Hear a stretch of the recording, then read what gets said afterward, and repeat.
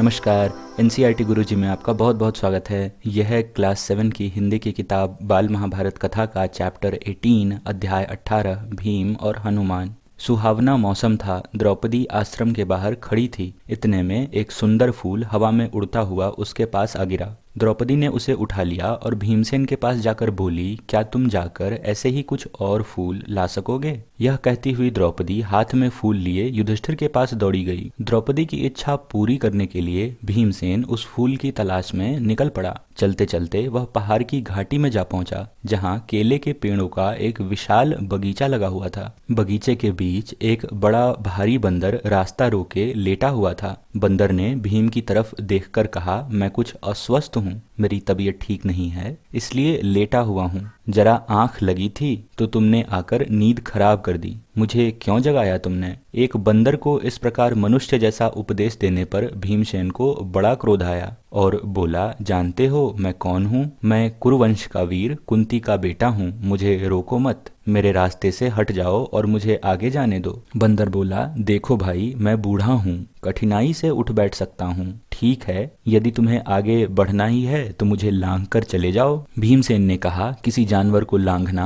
अनुचित कहा गया है, इसी से मैं रुक गया, नहीं तो मैं कभी का तुम्हें एक ही छलांग में लांघ कर चला गया होता। बंदर ने कहा, भाई मुझे जरा बताना कि वह हनुमान कौन था जो समुद्र को लांघ गया था। भीमसेन जरा कड़क कर बोला, क्या कहा? तुम महावीर हनुमान को नहीं जानते? उठकर रास्ता दे दो, नाहक मृत्यु को न्योता मत दो। बंदर बड़े करुण स्वर में बोला, हे वीर शांत हो जाओ, इतना क्रोध न करो। यदि मुझे लांघना तुम्हें अनुचित लगता हो तो मेरी इस पूंछ को हटाकर एक ओर कर दो और चले जाओ। भीमसेन ने बंदर की पूंछ एक हाथ से पकड़ ली, लेकिन आश्चर्य, भीमसेन ने पूंछ पकड़ तो ली पर वह उससे जरा भी नहीं हिली। उठने की तो कौन कहे।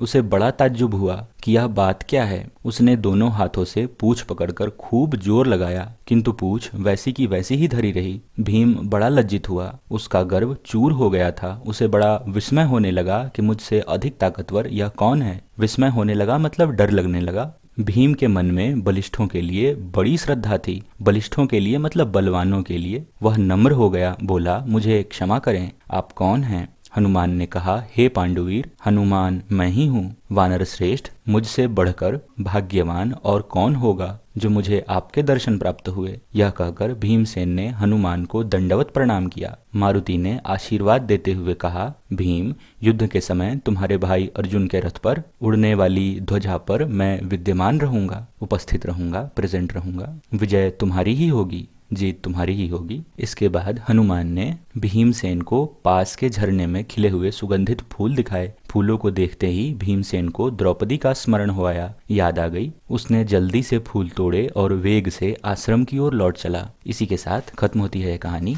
मुझे उम्मीद है आपको ये अच्छी लगी होगी।